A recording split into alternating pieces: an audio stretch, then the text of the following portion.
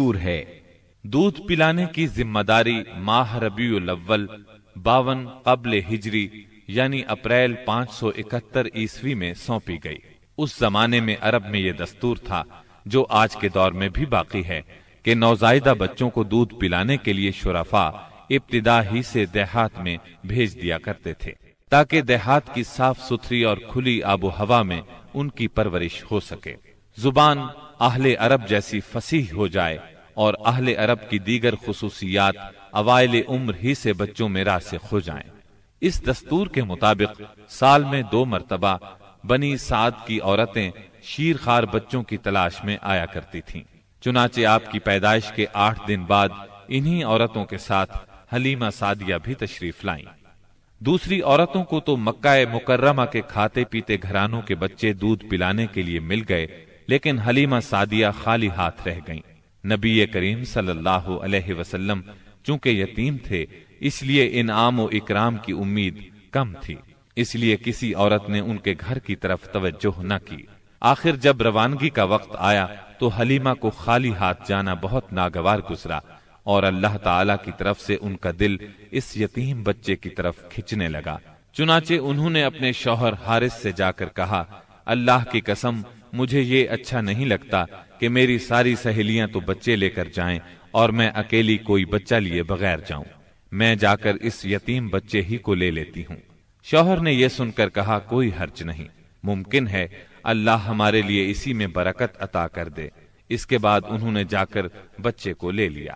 قافلہ روانہ ہوا، سب سوار ہو کر چل پڑے۔ حلیمہ سعدیہ بھی آپ کو لے کر چلیں۔ حلیمہ کی اونٹنی دبلی پتلی، دیکھنے میں مریل اور چلنے میں سب سے سست رفتار تھی، لیکن جو ہی حلیمہ سعدیہ آپ کو لے کر اس پر سوار ہوئیں، یکا یک وہ برق رفتار ہو گئی۔ باقی عورتوں نے اس منظر کو حیرت سے دیکھا کہ حلیمہ سعدیہ کی مریل اونٹنی ان کی طاقتور اور تیز رفتار اونٹنیوں سے آگے نکلی جا رہی تھی، اور پھر وہ ان سب کو پیچھے چھوڑ گئی۔ یہ تبدیلی دوسری عورتوں کے لیے کسی معجزے سے کم نہیں تھی۔ حلیمہ کے والد ابو زویب کا نام عبداللہ بن حارث تھا، وہ نبی صلی اللہ علیہ وسلم کے رضائی نانا ہوئے۔ حلیمہ کے شوہر کا نام حارث بن عبد العزیٰ تھا، یہ دونوں ہی قبیلہ سعد بنی بکر بن حوازن سے تعلق رکھتے تھے۔ اسی طرح حارث کے بچے آپ کے رضائی بھائی بہن ہوئے۔ جب تک آپ صلی اللہ علیہ وسلم حلیمہ سعدیہ کے گھر رہے ان کا گھر برکتوں سے مالا مال رہا۔ حلیمہ بیان کرتی ہیں کہ وہ جب آئی تھیں تو قحط سالی کا دور تھا۔ ان کے پاس ایک گدھی تھی جو اس قدر دبلی پتلی اور مریل تھی کہ پورے قافلے میں سب سے سست اور مریل چال چلتی تھی۔ ایک اونٹنی بھی تھی مگر وہ قطرہ دودھ کا نہیں دیتی تھی۔ حلیمہ کا اپنا بچہ بھوک سے بے قرار ہو کر بلکتا رہتا تھا، خود سوتا نہ ماں باپ کو سونے دیتا، مگر جب وہ آپ کو لے کر اپنے گھر آئیں اور آپ کو گود میں لیا تو سینہ دودھ سے بھر گیا، یہاں تک کہ آپ نے پیٹ بھر کر دودھ پیا، اور آپ صلی اللہ علیہ وسلم کے ساتھ حلیمہ کے بیٹے نے بھی خوب دودھ پیا۔ پھر دونوں آرام کی نیند سو گئے۔ اس رات حلیمہ کا بچہ بالکل نہ رویا۔ ادھر شوہر اونٹنی کے پاس گیا تو کیا دیکھتا ہے، تھن سے دودھ ابلا چاہتا ہے، چنانچہ وہ دودھ دوہنے لگا۔ اس نے اس قدر دودھ دوہا کہ گھر کے سب برتن بھر گئے۔ دونوں نے خوب دودھ پیا اور آرام کی نیند سو گئے۔ حلیمہ سعدیہ کا گھرانہ سب سے زیادہ قحط زدہ تھا، لیکن مکے سے واپسی کے بعد ان کی یہ حالت ہوئی کہ جب بکریاں چر کر گھر واپس آئیں تو ان کی کوکھیں نکلی ہوئی تھیں اور تھن دودھ سے لبریز تھے۔ اب گھر والے خوب دودھ پینے لگے، جبکہ قحط کی وجہ سے دوسرے گھرانوں کو دودھ بالکل نہیں ملتا تھا۔ یوں اس گھرانے کو مسلسل خیر و برکت نصیب ہوئی۔ حلیمہ کا دستور تھا کہ وہ ہر 6 ماہ بعد آپ کو مکے لاتی، والدہ اور خاندان کے لوگوں سے ملاتی اور پھر اپنے دیار بنی سعد واپس لے جاتی۔ جب مدت رضاعت پوری ہو گئی تو دودھ چھڑا کر آپ کی والدہ کے پاس لائیں۔ اب تک وہ آپ کی وجہ سے خیر و برکت دیکھ چکی تھی، اس وجہ سے چاہتی تھی کہ آپ کو ابھی ان کے پاس ہی رہنے دیا جائے۔ چنانچہ انہوں نے آپ کی والدہ سے کہا، کیوں نہ آپ بچے کو ابھی میرے پاس ہی رہنے دیں تاکہ یہ اور مضبوط ہو جائے، مجھے مکے کی وبا سے ڈر لگتا ہے۔ والدہ اس پر راضی ہو گئیں اور حلیمہ آپ کو لے کر خوش خوش اپنے گھر آ گئیں۔ اس طرح آپ قریباً 2 برس تک وہیں رہے۔ پھر آپ کے سینہ مبارک کو چاک کرنے کا واقعہ پیش آیا۔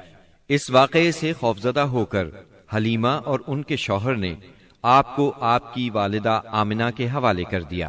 انس بن مالک رضی اللہ عنہ بیان کرتے ہیں، آپ بچوں کے ساتھ کھیل رہے تھے کہ جبریل علیہ السلام تشریف لائے، آپ کو لٹا کر سینہ چاک کر دیا، پھر آپ کا دل نکالا اور اس میں سے ایک لوتھڑا نکال کر فرمایا، یہ تم سے شیطان کا حصہ ہے۔ پھر دل کو سونے کے تشت میں زمزم کے پانی سے دھویا اور واپس سینہ مبارک میں رکھ دیا۔ ادھر بچے دوڑ کر حلیمہ سعدیہ کے پاس آئے اور کہنے لگے، محمد کو قتل کر دیا گیا۔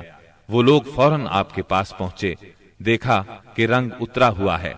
سیدنا انس کا بیان ہے کہ میں نبی اکرم صلی اللہ علیہ وسلم کے سینے پر سلائی کا نشان دیکھا کرتا تھا۔ اس واقعے کے بعد آپ کو مکے پہنچا دیا گیا اور آپ نے اپنی ماں کے سایہ محبت میں اپنے خاندان کے اندر کوئی 2 برس گزارے۔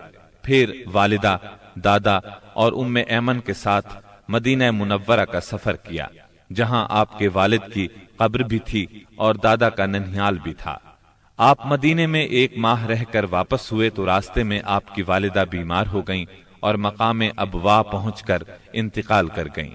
انا للہ و انا الیہ راجعون۔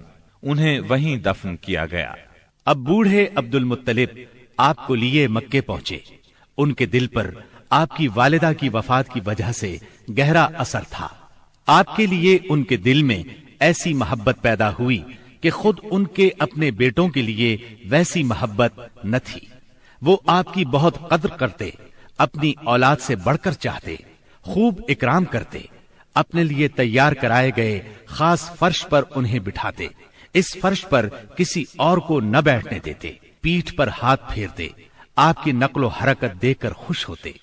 انہیں یقین تھا کہ مستقبل میں آپ کی نرالی شان ہونے والی ہے، لیکن ابھی آپ کی عمر 8 برس 2 مہینے کی ہوئی تھی کہ عبد المطلب بھی انتقال کر گئے۔ اب آپ کے چچا ابو طالب نے آپ کی کفالت کا بیڑا اٹھایا۔ یہ آپ کے والد کے سگے بھائی تھے۔ انہوں نے بھی آپ سے خاص رحمت اور شفقت برتی۔ وہ مالدار تو نہ تھے، لیکن آپ کی کفالت کے بعد اللہ تعالیٰ نے ان کے تھوڑے سے مال میں اس قدر برکت دی کہ ایک آدمی کا کھانا پورے کنبے کے لیے کافی ہو جاتا تھا۔ خود آپ بھی صبر و قناعت کا نمونہ تھے، جو ملتا اسی پر قناعت فرماتے۔ جب آپ کی عمر 12 برس اور کہا جاتا ہے کہ مزید 2 ماہ اور 10 دن ہوئی تو آپ کے چچا ابو طالب نے تجارت کے لیے ملک شام جانے کا ارادہ کیا۔ آپ کو ان کی جدائی بہت گراں گزری۔ ابو طالب خود بھی متاثر ہوئے، لہٰذا آپ کو اپنے ساتھ لے لیا۔ قافلہ ملک شام کی حدود میں پہنچا تو شہر بصرہ کے قریب پڑاؤ کیا۔ بحیرہ نامی عیسائیوں کا ایک راہب اپنے گرجے سے نکل کر ان کے پاس آیا اور قافلے کے درمیان سے گزر کر نبی صلی اللہ علیہ وسلم کے پاس پہنچا۔ پھر آپ کا ہاتھ پکڑ کر بولا، یہ دنیا کے سردار ہیں، پروردگار عالم کے رسول ہیں، اللہ انہیں رحمت عالم بنا کر بھیجے گا۔ میں انہیں مہر نبوت سے بھی پہچانتا ہوں۔ یہ کندھے کے نیچے نرم ہڈی کے پاس سیب کی طرح ہے، اور ہم اس کا ذکر اپنی کتابوں میں بھی پاتے ہیں۔ پھر اس نے قافلے کی دعوت کی اور ابو طالب سے کہا، انہیں یہاں سے واپس بھیج دیں، ملک شام نہ لے جائیں، کیونکہ انہیں یہودیوں سے خطرہ ہے۔ اس پر ابو طالب نے غلاموں کے ہمراہ آپ کو مکے بھیج دیا۔ جب آپ کی عمر 15 برس ہوئی تو ذیقات کے مہینے میں اوکاس کے بازار میں ایک لڑائی ہوئی۔ اس لڑائی میں ایک طرف قریش کے قبائل تھے اور دوسری طرف قیس اور اعلان کے قبائل تھے۔ دونوں میں گھمسان کا رن پڑا۔ فریقین کے کتنے ہی آدمی مارے گئے، لیکن پھر انہوں نے صلح کر لی اور طے پایا کہ دونوں طرف کے مقتولین گنے جائیں۔ جدھر زیادہ ہوں ادھر والے زائد مقتولین کا خون بہا لے لیں۔ اس کے بعد جنگ ختم ہو گئی اور باہمی دشمنی کو ختم کر دیا گیا۔ اس جنگ میں نبی کریم صلی اللہ علیہ وسلم بھی شریک تھے، لیکن آپ نے لڑائی میں براہ راست حصہ نہیں لیا، اپنے چچاؤں کو تیر تھماتے تھے۔ اس جنگ کا نام جنگ فجار ہے۔ یہ نام اس لیے مشہور ہوا کہ اس میں حرام مہینے کی حرمت پامال کی گئی۔ فجار نام کے واقعات 4 بار پیش آئے، ہر سال ایک واقعہ پیش آتا رہا۔ جنگ فجار والا واقعہ آخری تھا۔ اس سے پہلے کے 3 واقعات میں ہلکے پھلکے جھگڑے ہوئے، شدید لڑائی صرف اسی چوتھے واقعے میں ہوئی۔ اس جنگ کے بعد ذیقعد ہی کے مہینے میں 5 قبائل کے درمیان ایک عہد نامہ طے پایا۔ اس عہد نامے کو حلف الفضول کہا جاتا ہے۔ ان قبائل کے نام یہ ہیں: بنو ہاشم، بنو مطلب، بنو اسد، بنی عبد العزا، بنو زہرہ اور بنو تیم۔ اس کی وجہ یہ ہوئی کہ یمن کا ایک آدمی اپنا سامان تجارت لے کر مکے آیا۔ عاص بن وائل نے اس سے وہ مال خرید لیا، لیکن قیمت ادا نہ کی۔ اس نے بنو عبد الدار، بنو مخزوم، بنو سہم اور بنو عدی سے فریاد کی، لیکن انہوں نے کوئی توجہ نہ دی۔ چنانچہ اس نے ابو قبیس کے پہاڑ پر چڑھ کر چند اشعار پڑھے، جن میں اپنی مظلومیت کا نقشہ کھینچا اور آواز لگائی کہ کوئی تو اس کا حق دلانے کے لیے اس کی مدد کرے۔